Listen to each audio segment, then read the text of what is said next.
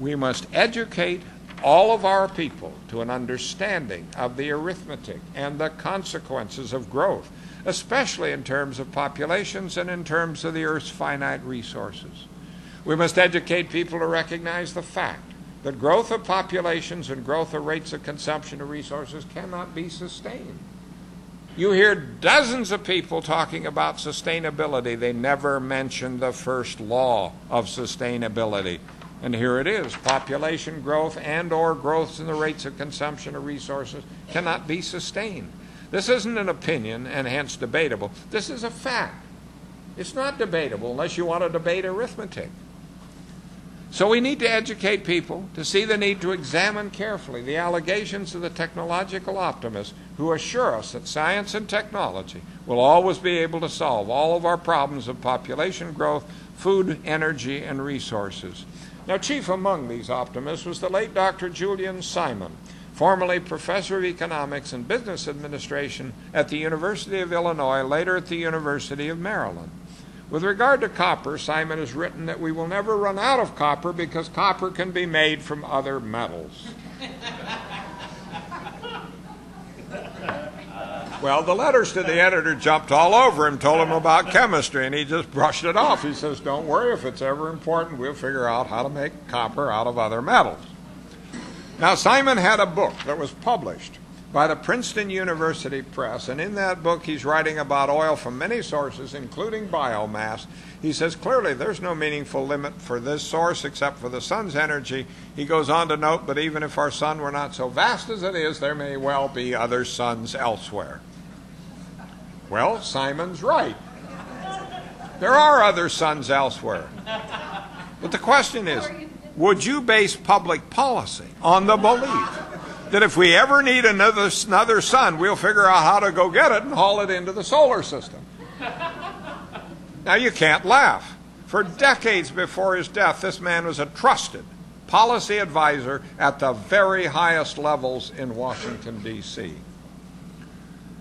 Bill Moyers interviewed Isaac Asimov. He asked Asimov what happens to the idea of the dignity of the human species if this population growth continues, and Asimov says it'll be completely destroyed. I like to use what I call my bathroom metaphor. If two people live in an apartment and the two bathrooms and both have freedom of the bathroom, you can go to the bathroom anytime you want, stay as long as you want for whatever you need, and everyone believes in freedom of the bathroom. It should be right there in the Constitution.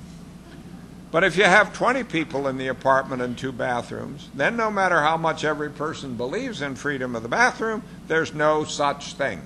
You have to set up times for each person. You have to bang on the door, aren't you through yet? And so on. And Asimov concluded with what I think is one of the most profound observations I've seen in years. Asimov says, in the same way, democracy cannot survive overpopulation. Human dignity cannot survive overpopulation.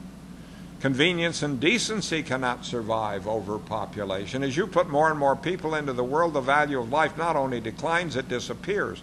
It doesn't matter if someone dies. The more people there are, the less one individual matters.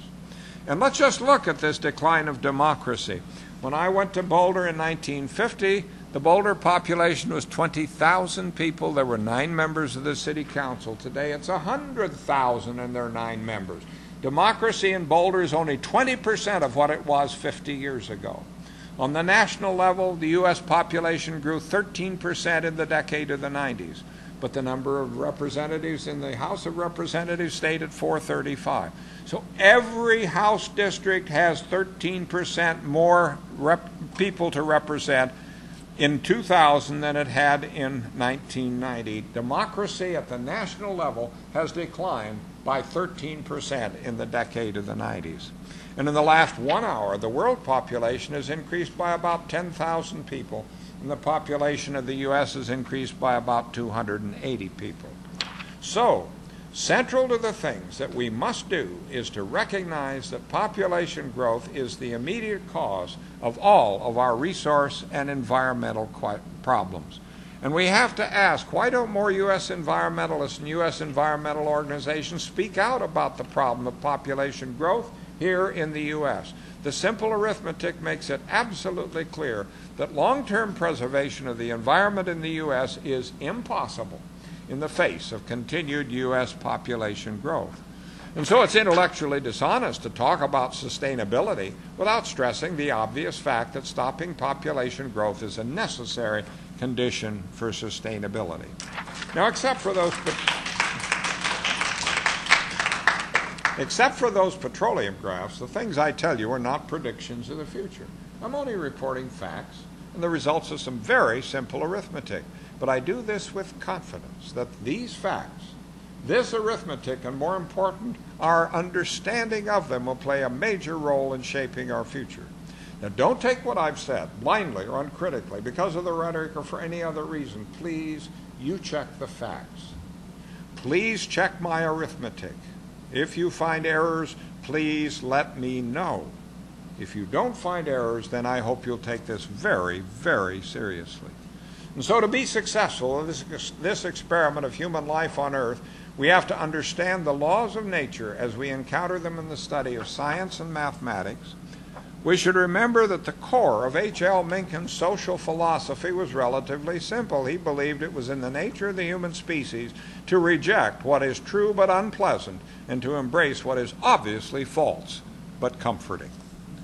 We should remember the message of this cartoon. Thinking is very upsetting. It tells you things you'd rather not know. We should remember the words of Aldous Huxley that facts do not cease to exist because they're ignored. And we should remember Eric Severide's law. He observed that the chief source of problems was solutions. We've got a problem in South Denver. I-25 isn't big enough to handle all the traffic that's been generated, so they're going to spend 6 years, $2 or $3 billion to widen and enlarge I-25. When they get that, the problem was it was crowded, so they'll spend all this money with a new solution, and we know that the day it's open, the new solution will be just as crowded on a larger scale than the present one is today. So the solution to today's problem will create tomorrow's problem. And we should remember the words of Galileo. He observed that I do not feel obliged to believe that the same God who has endowed us with sense, reason, and intellect has intended us to forego their use.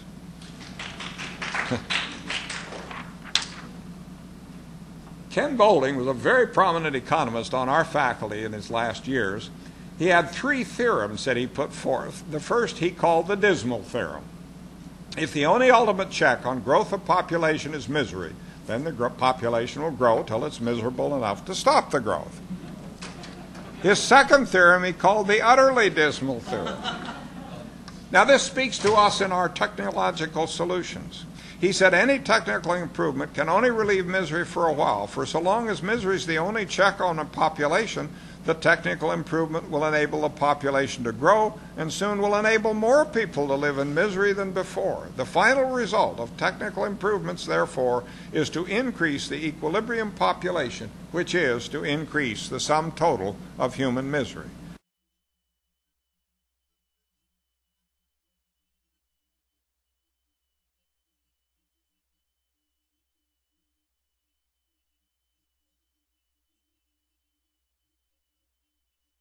And here are the words to the late Reverend Martin Luther King, Jr. He said, unlike the plagues of the Dark Ages or contemporary diseases which we do not yet understand, the modern plague of overpopulation is soluble by means we have discovered and with resources that we possess. What is lacking is not sufficient knowledge of the solution, but universal consciousness of the gravity of the problem and the education of the billions who are its victims.